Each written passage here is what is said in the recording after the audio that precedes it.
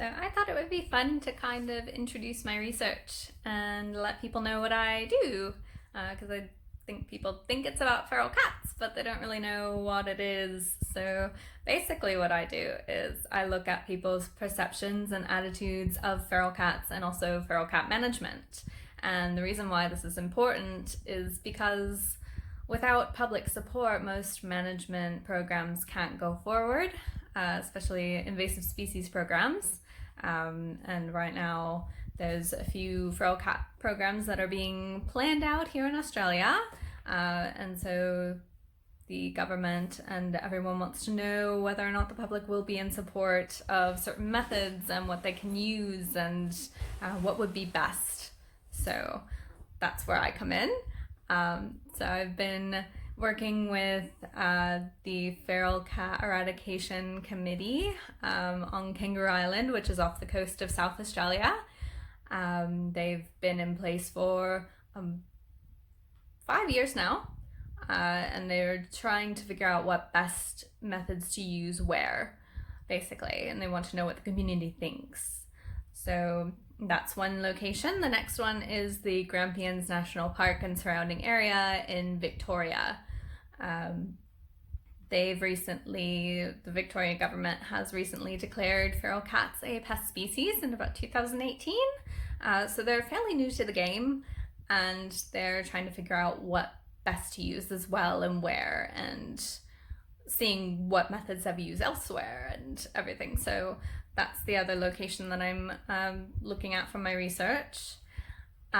Basically, there's several techniques that are being considered in both locations.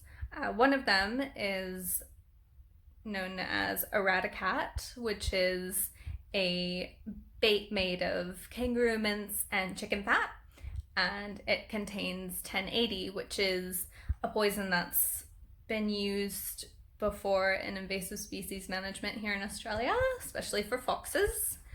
So that's one method that's being considered. Another one is baiting with Curiosity, which is also a meat bait, and it contains a pellet of pat poison instead of 1080. And pat works a bit differently than 1080. So that's one that's also being considered. Another one is known as the Felix grooming trap, which is this really cool invention that's still being trialed, I believe. And it's this rather big contraption that you set out in the bush, and it detects when a feral cat passes, and it will dispense a measured dose of 1080 onto the fur of the feral cat. And in a grooming response, the cat will ingest the poison. So I believe that's still in trial. It hasn't been fully completed yet, but hopefully that'll be used because it's a really inventive way of managing feral cats here in Australia. Some of the other techniques include shooting, which is obvious. There's also Marima dogs, which are these floofy dogs that are usually used for sheep farming and things to protect the sheep from cats, and they're supposed to kind of scare the cats away. And also there's detector dogs, which don't harm cats, they just kind of find feral cats out in the landscape so that their owners can take care of them after that. There's exclusion fencing, which is basically you build a large fence that the cats can't get over and can't get under, and it keeps them out from certain areas. And I believe that's pretty much... Oh, there's also padded leg hold trapping, which is just a method of kind of catching the cats. It's not those big sharp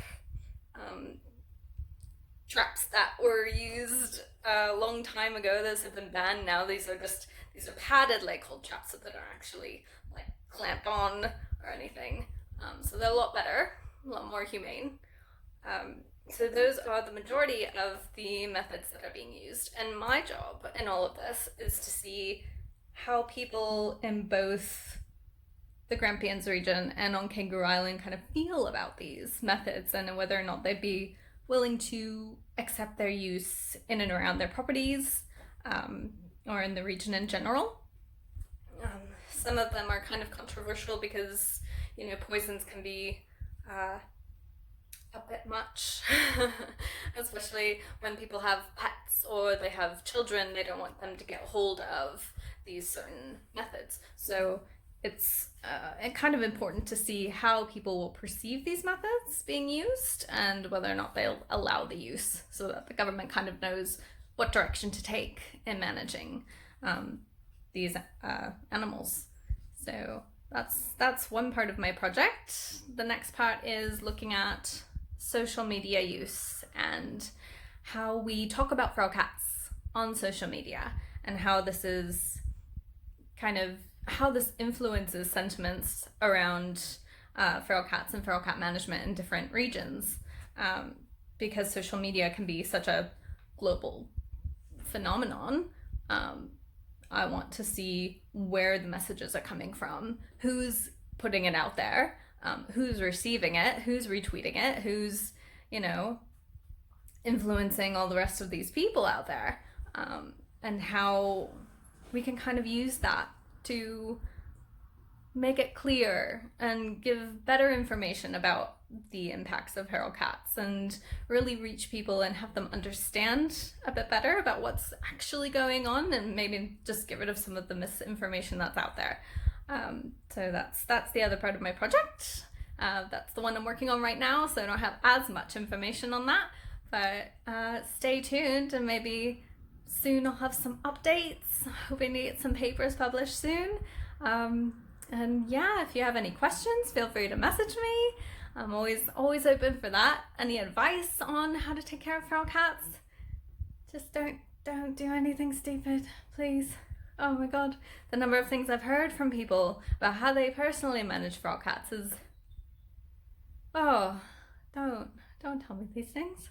But yeah, if you have any concerns, any questions, let me know, and hopefully I'll have some updates soon. See ya!